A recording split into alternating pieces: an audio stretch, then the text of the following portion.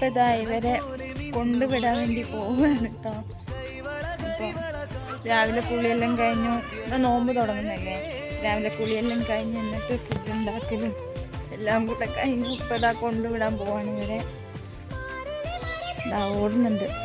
ആദ്യമൊക്കെ നീലു കരയായിരുന്നു കേട്ടോ. സ്കൂളിൽ പോകുമ്പോൾ 2-3 ദിവസം അടുപ്പിച്ച് കഴിഞ്ഞു. 4ാമത്തെ ദിവസം കരയാതെ പോയി. ഇപ്പൊ ഭയങ്കര സന്തോഷമാണ് സ്കൂളിൽ പോകാൻ. ഇപ്പൊ കരച്ചിലും പിടിച്ചിലൊന്നുമില്ല. അല്ല ഈ പൂവൊക്കെ എന്തിനാ? ടീച്ചർ കൊടുക്കാനാ?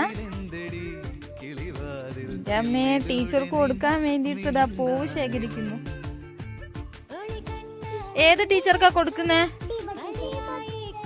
ദീപ ടീച്ചറിനാ? ദീപ ടീച്ചറിന് ഇഷ്ടാ? എത്രക്ക് ഇഷ്ടാ?